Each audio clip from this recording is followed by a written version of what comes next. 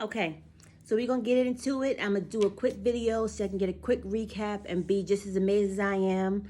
Boom, Jihoon and Devin. They get over to this shitty ass area. Let me go back. They get off the plane and the mother is irritated because it's been so long and she hasn't been out of the country and she has never been on a flight period. So she hasn't been on a flight period in her life. She's never been out of her state. So when you go out of the country for the first time, your first trip is a 20 plus hour flight with two small children. I'm sure that's not going to be fun and pleasant. So her mother gets over there and everybody's hugging each other. And the mother's like, all right, where we going? Like she's bitch mode 2000. And I have never been on a flight longer than 6 hours. So I can't compare it to what they've been through with small children. So maybe that is the reason she is so irritated and just wants to lay down and go to sleep. So they get in the car and he's trying to get the car seat in and his parents are there and she's trying to figure where she's going to sit. Then the mother's freaking out because of how they drive. And we already know in other countries, they do not drive how they drive in the States. So like Jamaica, you're like, ooh, I'm nervous, but you're not making faces. Devin's mother is like, the girl, lady, calm down. Like if the mother don't seem too worried and she's sitting here driving, I'm gonna need you to calm down just a little bit. If you're nervous, you can have your nerves. Be like, ooh, or just look at your daughter or something like this. I don't know. I personally would not have sat in the front seat. And Devin should have known that. I get it. You want to sit in the back with your man, but at the same time, you know your mother. So she decided I'm gonna just let her sit in the front anyway. And then they get out and Devin is like, Mom, stop. Like, cause she's cursing up a storm and the mother doesn't know what she's saying. And Jihoon is like, oh gosh, like, no, it's okay, it's okay. And she's freaking out. So they get to the shitty ass apartment and the alleyway, and I'm gonna say alleyway because it wasn't a street. It was literally like so close, and I don't even know how they got out of the van, is how tight the alleyway was. They get out and Devin's mother's like, oh my God, are you kidding me? What kind of shit? She's going off on Jihoon and the parents are like, Jihoon, why you have us here? Why? Then he tries to flip it and put it on Devin. Devin reserved it. Why would she reserve it? That's like me. I'm a New Yorker. You already know this. So that's like somebody from Ethiopia saying, I want to live in a 5-star luxury apartment and I wanted to have all the bells and whistles and I put them in Marcy Projects. Like, why would, and maybe she didn't give Jihoon the money because he's not good with money, finances, and or life.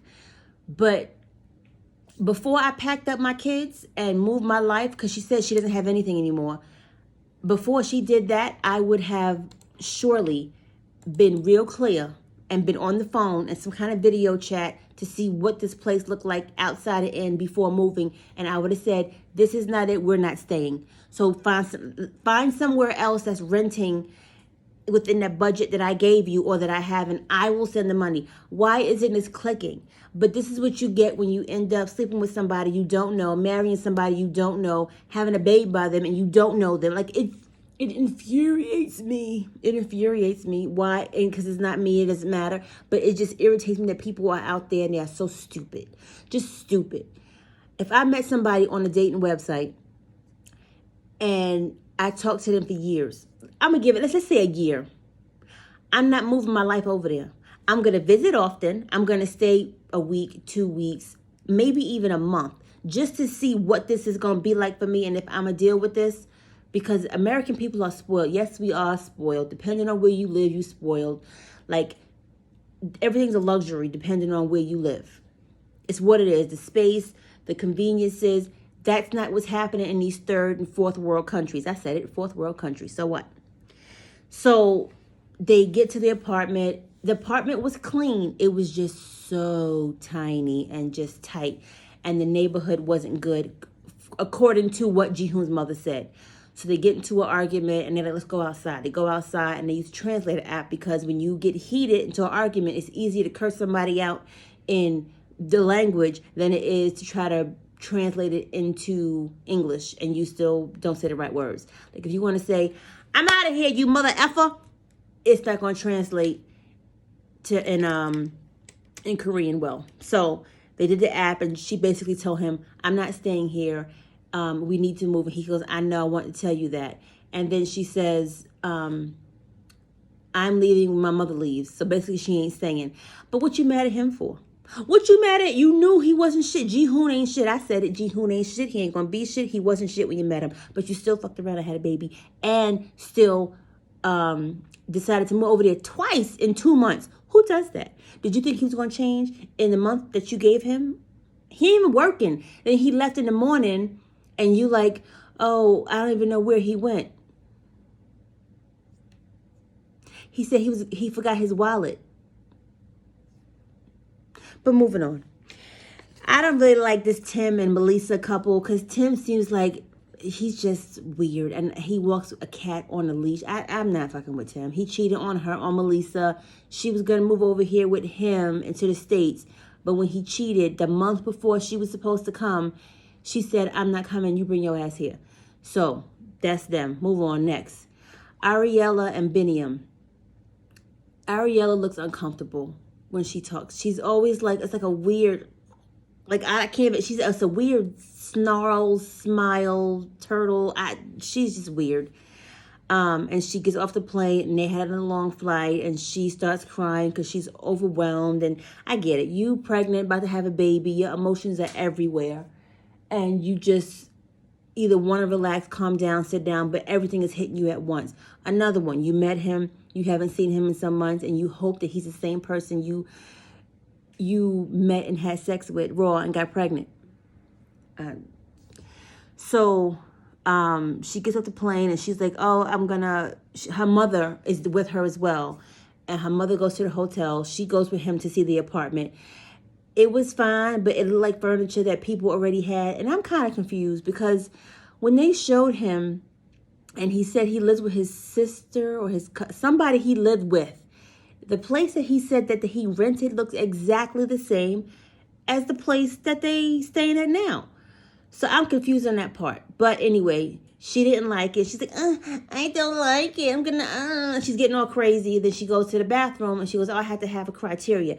Running water, a nice bathroom. You are in Ethiopia. He is poor. He has no money. He has 3 jobs. What do you think you're going to get?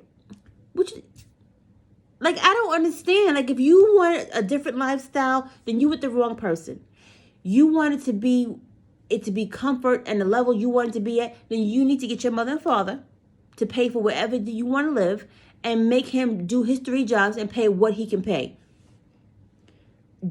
Yeah, okay, move on. And then we have I'm just really annoyed with her because it's like you expect so much from this man and you know he's poor. You know he don't work. So why are you doing this? Now, the bathroom looked like hell, but the bathroom was like a narrow hallway kind of, and he had sneakers and shoes on this shoe rack, and then the toilet had no toilet seat. The States, we have seats. They don't have seats over there. Why? I don't know. And it had black mold, looked like, all around the base and the bottom. I had the same concerns, but again, you knew what this was when you met him and had sex with him, raw dog, and got pregnant. And you would have a baby over there? Okay, go ahead on and enjoy, see how that work out for you. So we're going to see what's going to happen the next one. Then Submit and Jenny, let me pick my favorite. No, I'm going to save my favorite for last. Submit and Jenny. Jenny gets over there. She wakes up from sleeping because she was so tired. And she goes, oh, sorry, we didn't have sex last night, but I was just so tired. He didn't expect much anyway. They live in a bad neighborhood. So they wake up and they're like, yeah, we're going to go out and, get some chai. I guess that's tea or coffee. I don't know because I don't drink coffee. But I heard a chai latte. I don't know. They'll get some chai. And he's like, oh, I want to sleep. She's like, no. And she goes, make sure you're not lying to me. And they go outside and the cameraman is panning on the area. There's a man getting his ass whipped, like literally, and they show it. Somebody's holding somebody and he's like beating the shit out of him. A monkey's crossing the street. Like the area is bad. It looks bad. And Jenny, they sit down with their chai and they're talking and she's like, well, I want to be sure that we're going to, you show me the papers. And he's like, I'm mad that you keep asking me for these papers. But I'm like, you have to kind of understand why she's asking you.